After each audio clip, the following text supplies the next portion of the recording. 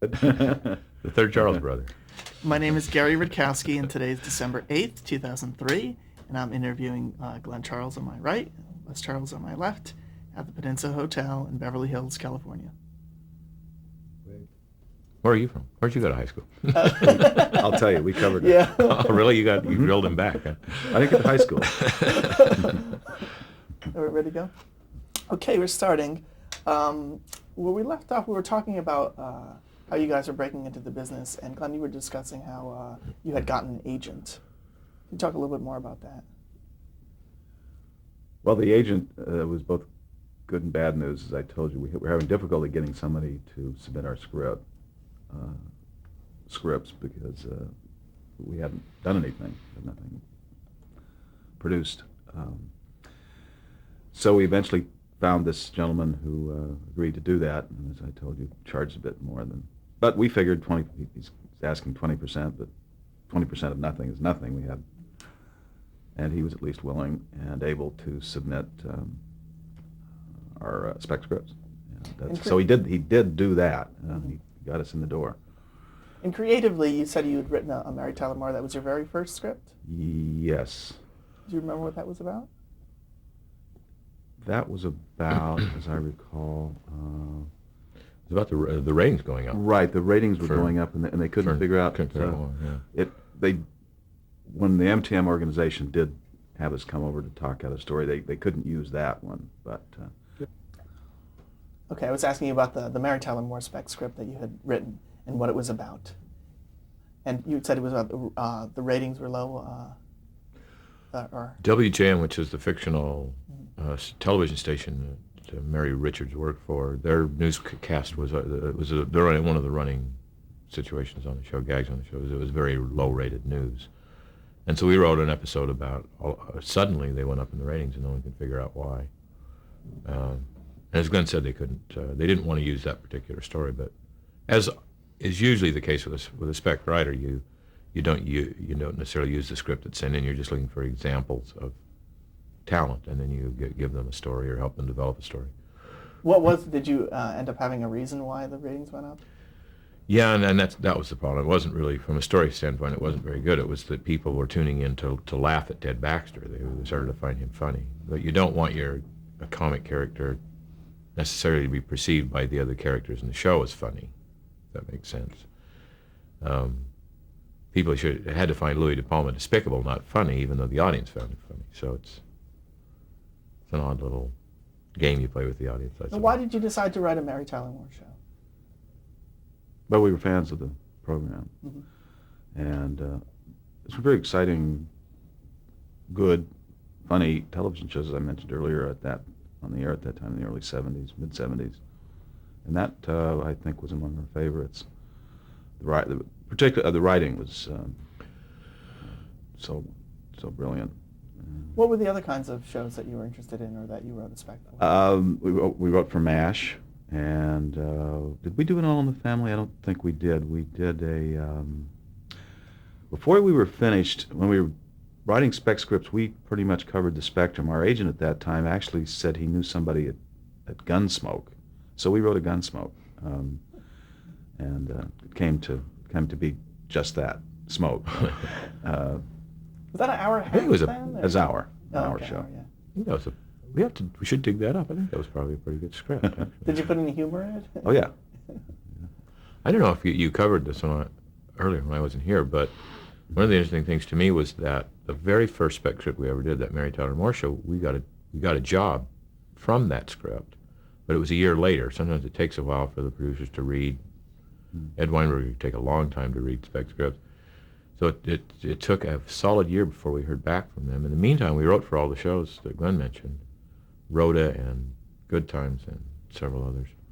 But we did a Columbo. Oh, wow. And we might as well have saved our time and just sat back and waited. Because the very first script got us the job and got us and sprung us into the business. Well, we saw a variety of rejection letters, and it was interesting because at a certain point in our lives, we wrote rejection letters, so we did learn something from that period. How did you know what the form was? Teleplay form. We got a hold of scripts. I had our agent was able to get us. But even before you had an agent. I think, I had a friend in the business, an actor, and I think he showed us some scripts. Mm-hmm. We saw the form. We knew the form. Can't remember exactly where we got the And what was the first thing that you blueprint. sold? It was a MASH. We, as Les mentioned, in the interim between submitting the Mary Tyler Moore and this flurry of specs writing that we did, we wrote a MASH, and Larry Gelbart called us in for a meeting. Now, there was another example of our spec script, which concerned a baseball game between Hawkeye's minions and, was it Frank?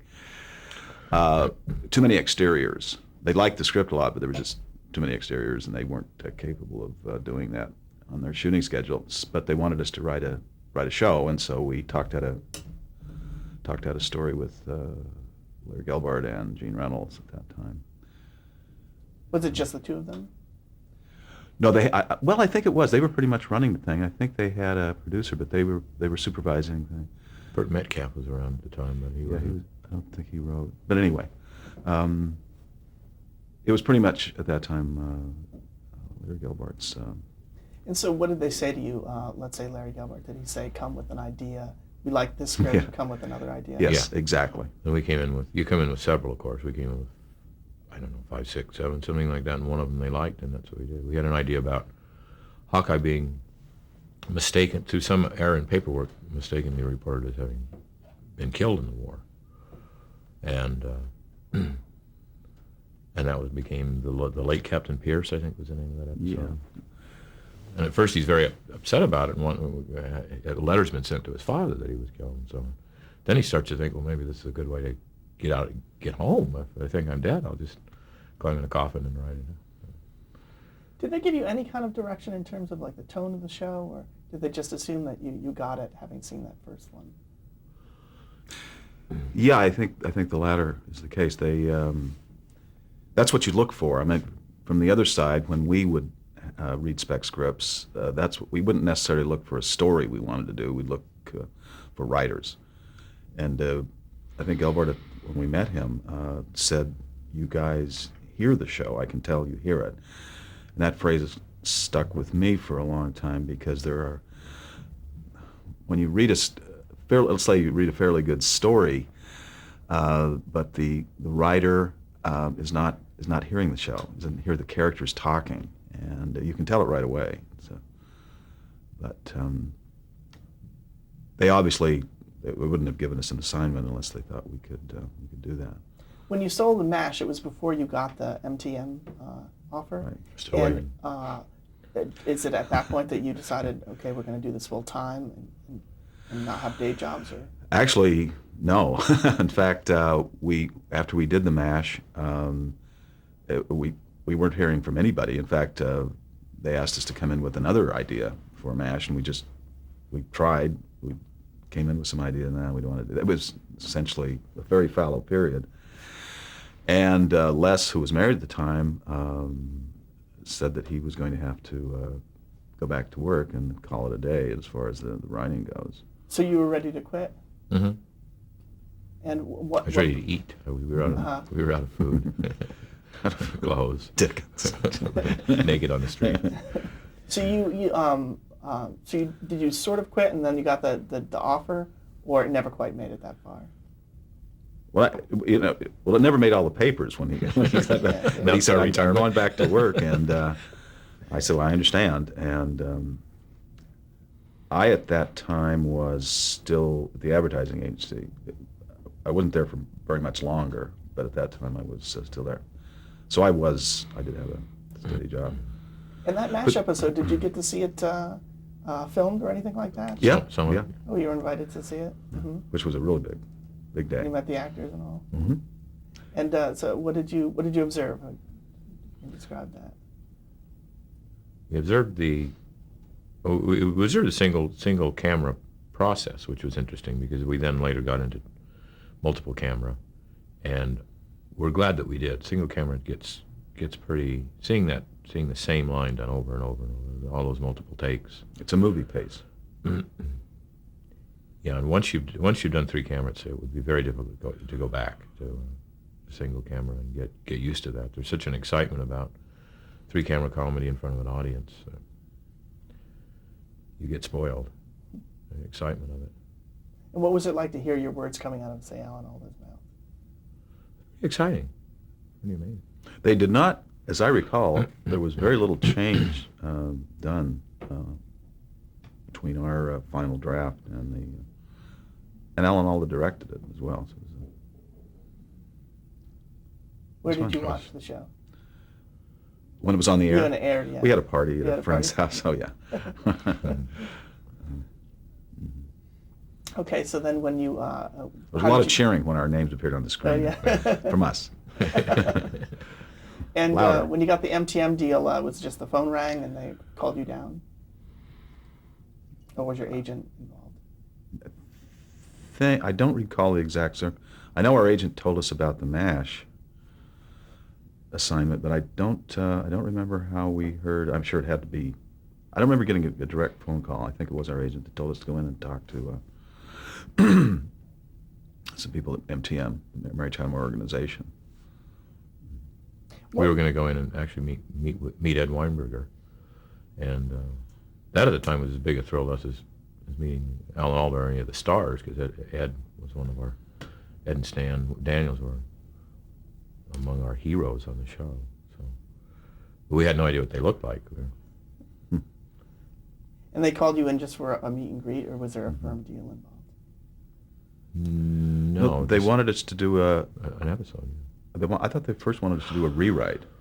That's exactly. They had a show that they were having a lot of trouble with, and they wanted to know if we'd be interested in doing a rewrite, and we said okay.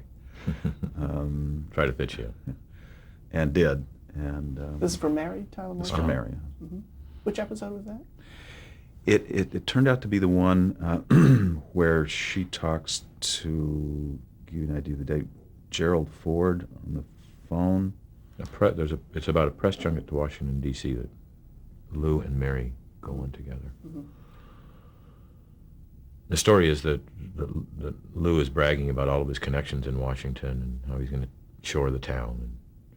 And they get there and he can't get in touch with anybody. He ends up sitting in his hotel room and some senator takes her out. She's having a great time. And he's just sitting around waiting by the phone. Now, what did they want And then you he to finally gets a call from, was it Gerald Ford or Betty Ford? I think it was Betty Ford, because there was a presidential election coming up, and they didn't want to violate the free, the equal, what do you call it? Equal time? Equal time, whatever. So what did they want you to rewrite, and what was the assignment? Well, it was that show, that particular Mhm. episode. But what exactly? I mean, they gave you the script that someone else had done. Right. Exactly. And we said, is there anything, and I do remember asking if there's anything they liked we should keep, and they said, we don't like anything. So Oh, The title. we felt, so it was a real yeah, rewrite. Yeah, You were- we felt, it was pretty But the good. idea was the same? Is that the deal? Yeah, Yeah. we didn't change the core idea. Mhm. What do you think about that impressed them? You did get to work at the company after that. Just our sheer brilliance, I think. No other Wonderful. explanation. Yeah, I guess. Well, yeah, it's a hard question to answer. Mhm. Like after all this time, I guess we just did a good job of it. Well, I know that one thing, as a producer of a show, you are very much interested in people who can take a script that's not working and make it work. That is a very valuable talent to have, and to have working for you. Because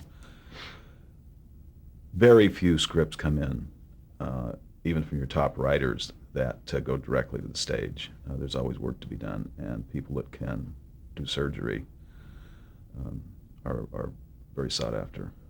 Were you credited for that show? We got a tiny credit on the last card of the show. Oh. Like a special, I think it was like special material by, but we did not. The writer got the credit. I don't Was know. that a guild thing, do you think? Yeah. It's partly Gil, and it was partly just a tradition at MTM that they didn't strip writers' credits away. It would have been arbitration, I think, and nobody wanted that. And after you process. did that But show, I think even without that, Grant and Jim and a lot of those other people just had such respect for writing that tried not to contest things and gave the writers their due. I don't know if there was ever. I think there was one case of an arbitration at MTM that I can recall. And after that, what offer did you get? Well, then they wanted us to. There was a new show. Well, first of all, didn't we first of all do the episode of Mary Tyler Moore? Wrote the episode about Oh, right. Murray's father. That's right. Then we got an episode all of our own, Okay. and then we did get credit on that. And what was that show? It's, as Les mentioned, Murray's father, played by Lou Ayres. Lou Ayres was cast in the part. And Mary starts dating him, and everybody has a problem with that, particularly Murray. Now, this is one of the first scripts that you'd written. Did it come from your life in any way, or were you just inventing these things? I don't think that was our idea, was it? Didn't they give us that? I don't remember us coming in with it. I don't remember coming up with that. I think that was from them. Did you sit in the writers' room for these shows, Mm, or you were off? no, we were just episode writers, so we were not. It wasn't staff yet. Mm-hmm. It was sort of the next step. Okay. So you did this one episode, and then from there. Well, and then they said they would like to put us on staff, and we really got our hopes. I got very excited. I thought that was going to be we were on the Mary Tyler Moore show, but they were pretty full up there. As it turned out, they wanted us on, as Glen was about to say, a new show called Doc that Ed and Stan were doing. Another MTM show, and Your eyes didn't light up with recognition. no, in fact, quite the opposite. I think it lasted a year. Or was it 2 years? I think a couple of seasons. Let's see. And then, And you guys were producing that show, or just no, writing? we were story editors. The story. Editor? That was our first staff assignment. Mm-hmm. And what did that mean? Rewriting scripts, and of course doing scripts of your own. And there we did go into the writers' sessions. And what was Doc about? About a cantankerous but warm-hearted doctor working in, was it Brooklyn? Been so long. Somewhere. Bernard Hughes. Mm-hmm. He was in his relationship. He was married and he had a nurse, and hilarity ensued. Actually, it didn't. That was the problem with the show. There was something flawed in the show. Not a laugh It fest. never quite took off. And he had a kooky son-in-law. Was there a comedy? Can you put your finger on it? I mean, is there, Why it didn't work? Yeah. Did you know it then, or you just knew it? 'Cause Well, it got we canceled? certainly knew that we were not in the upper echelon of shows at MTM at that point. But we were starting out, and that with learning experience with the people that were producing it. Yeah, we did know fairly quick that we'd been sentenced to that. Part of the problem with the show is that the people on it were old. And I don't mean, that sounds ageist, is Now that the that word we now? are. Yeah, we know exactly the problem. No, there was a certain lack of energy and youth and so on, and it was a little too, maybe, It was warm-hearted or something. warm. Yeah. It was warm. It wasn't funny. So the pilot sold, and then they gave you the assignment. Is that the deal? Staff position, yeah. Oh, I see. Mm-hmm. And from Doc. It was already on the air when we came. Oh, okay, all right. And from Doc, where did you go to? And then we went to Phyllis, wasn't it? Phyllis. Doc, I guess either went off the air or it seemed like they tried it in some kind of a different form. They went to a tape and went to an hour or That's something. right, they did. But then by that time they had spun Cloris Leacham off of the Mary Tyler Moore show, and they wanted us to work on that.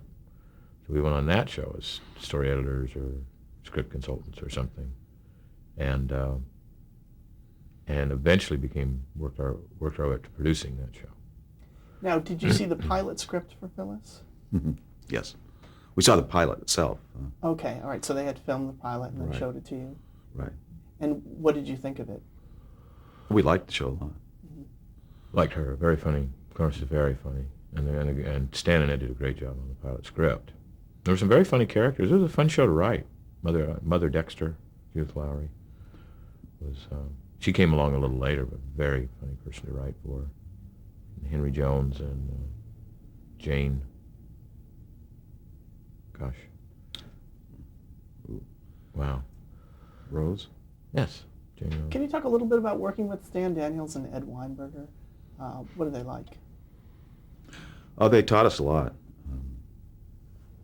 Very intense. They won't leave a script until it's finished. I mean, it doesn't matter what time of night or morning it is during a rewrite. Work well on stage, figuring out how to make things work. So it's such a collaborative process.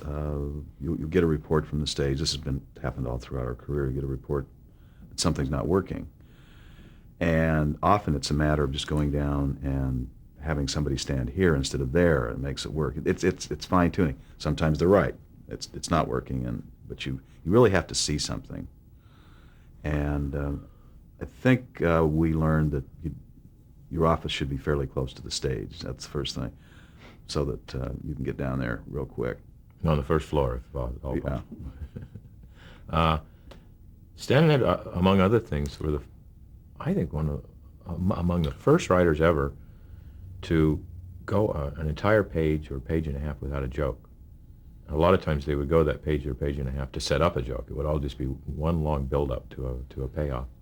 It took a certain amount of courage to do that, to not just have that little machine gun pattern to your jokes.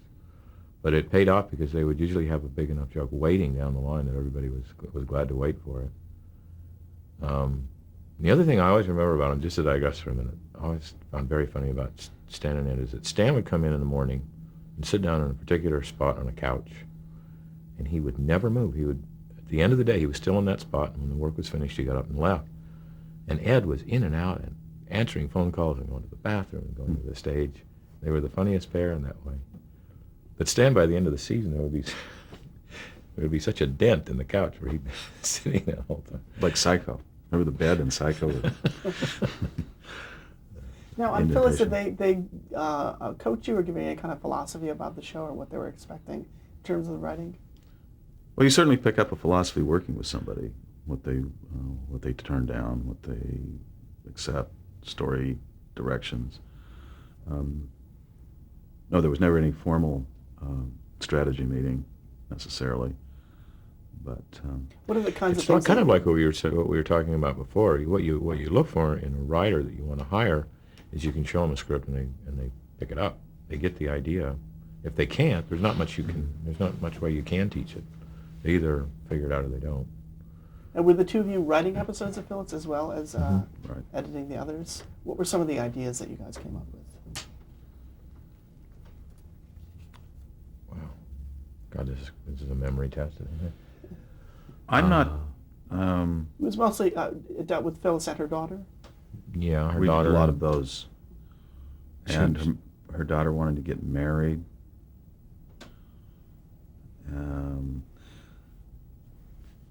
Phyllis thought she was too young. Right. A lot of shows about the story of the series was that she moves in with her in-laws. Her husband dies and she ends up moving in with his parents.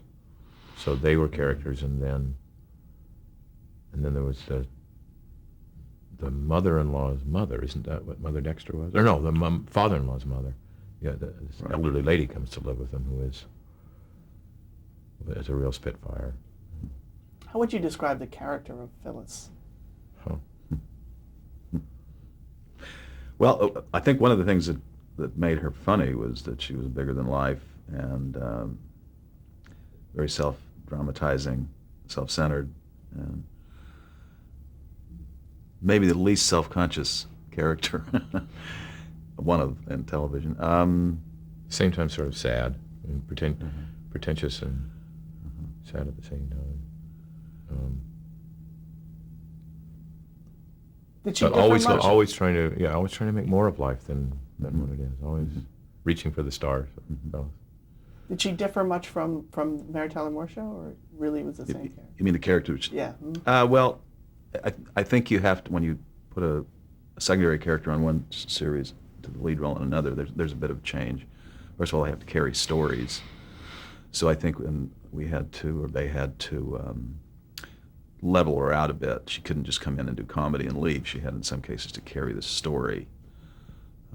So there was probably a bit of leveling off at that point. But still very, very funny character, very volatile, emotional yo-yo. And Cloris is very funny. She could get you laughs. How was the show received?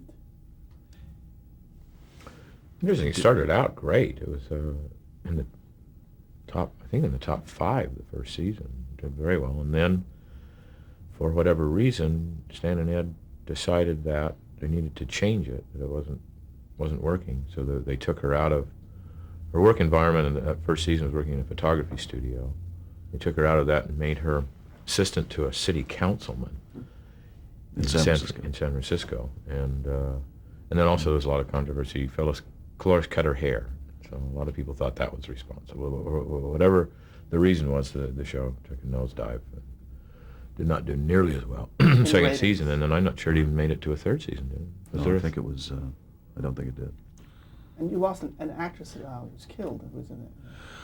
Wasn't killed. Judith Lowry died, Uh-huh. and she was in her 80s. So I mean, it was a tremendous loss, of course, but it wasn't all that shocking. But it was a pretty big blow. I thought the Oh, first she was person the he most worked popular. for. Oh, She worked you for- mean, I know who you mean. Oh, right. That Liz Torres came in and replaced. Right. Barbara Colby. Barbara Colby. That's You're right. absolutely right. I think she just did the pilot, didn't she?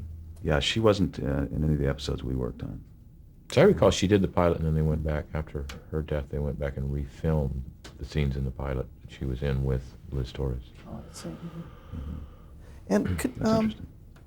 Yeah, I'd forgotten that. could you part. describe MTM in those days? What was it like at MTM in those days? It was really fun. That would have been our first choice of a place to be on staff if we were given that choice, and here we were offered a job there. It was young. The shows were doing well. There was such an emphasis on the writer there, and you got to be a producer there by virtue of being a good writer, and you just felt like you were in the right place at the right time. It was a lot of fun, a lot of energy. They had several shows on the air, all of them doing quite well, with a couple of exceptions. But for the most part, it's where you'd want to be writing comedy in the 70s. And what was the reputation at the time?